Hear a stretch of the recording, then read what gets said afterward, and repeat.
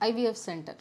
ಒಂದು IVF ಸೆಂಟರ್ನ ಹೆಂಗೆ select ಮಾಡೋದು, ಯಾವ IVF ಸೆಂಟರ್ಗೆ ಹೋಗ್ಬಿಟ್ಟು ನೀವು ಟ್ರೀಟ್ಮೆಂಟ್ ತೊಗೊಳ್ಳೋದು ಅನ್ನೋದನ್ನು ಡಿಸೈಡ್ ಮಾಡೋಕ್ಕೆ ಕೆಲವೊಂದು ತುಂಬ ಇಂಪಾರ್ಟೆಂಟ್ ಫ್ಯಾಕ್ಟರ್ಸ್ ಇರುತ್ತೆ, ತುಂಬ ಇಂಪಾರ್ಟೆಂಟ್ ಥಿಂಗ್ಸ್ ನೀವು ನೋಡ್ಕೋಬೇಕಾಗತ್ತೆ. ದ ಫಸ್ಟ್ ಥಿಂಗ್ ನೀವೇನು ನೋಡ್ಕೋಬೇಕು ಅಂತಂದರೆ, ಆ ಹಾಸ್ಪಿಟ್ಲಲ್ಲಿ ಆ ಡಾಕ್ಟ್ರಿಗೆ ಮತ್ತು ಅಲ್ಲಿ ಎಂಬ್ರಿಯಾಲಜಿಸ್ಟ್ಗೆ ಇರುವಂಥ ಎಕ್ಸ್ಪರ್ಟೀಸ್, ಅಂದರೆ ಅವ್ರಿಗಿರುವಂಥ ಎಕ್ಸ್ಪೀರಿಯನ್ಸು, ಅವ್ರು ಪ್ರೊವೈಡ್ ಮಾಡುವಂಥ ಕಾಂಪ್ಲಿಕೇಟೆಡ್ ಕೇಸಸ್ದು ಟ್ರೀಟ್ಮೆಂಟ್ಸು, ಅದನ್ನೆಲ್ಲ ಯು ಹ್ಯಾವ್ ಟು ಕನ್ಸಿಡರ್. ನೀವು ಅದನ್ನೆಲ್ಲ ನೋಡ್ಕೋಬೇಕಾಗತ್ತೆ.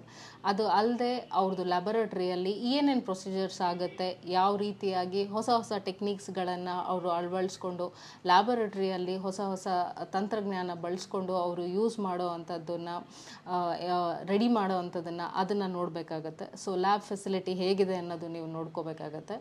ಅದು ಅಲ್ಲದೆ ಅಲ್ಲಿ ಆಲ್ರೆಡಿ ಟ್ರೀಟ್ಮೆಂಟ್ ತೊಗೊಂಡಿರುವಂಥ ಪೇಷಂಟ್ಸ್ ಆಗಲಿ, ಅವ್ರ ರಿವ್ಯೂಸ್ ಆಗಲಿ, ಅದನ್ನು ನೀವು ನೋಡ್ಕೋಬೇಕಾಗತ್ತೆ. ಇದಿಷ್ಟು ಬಿಟ್ಟರೆ ತುಂಬ ಇಂಪಾರ್ಟೆಂಟ್ ಅಂತಂದರೆ ಟ್ರಾನ್ಸ್ಪರೆನ್ಸಿ, ಅಂದರೆ ಅವ್ರು ನಿಮಗೆ ಕೊಡೋ ಅಂಥ ಟ್ರೀಟ್ಮೆಂಟ್ ಆಗಲಿ, ಅವ್ರು ನಿಮಗೆ ಹೇಳೋ ಅಂಥ ಪ್ರೊಸೀಜರ್ಗಳ ಚಾರ್ಜಸ್ ಆಗಲಿ, ಅದೆಲ್ಲ ತುಂಬ ಟ್ರಾನ್ಸ್ಪರೆಂಟ್ ಆಗಿ ಏನೂ ಮುಚ್ಚುಮರೆ ಇಲ್ಲದೆ ಮಾಡಿದ್ರೆ ಬೆಟ್ರ್ ಇರುತ್ತೆ.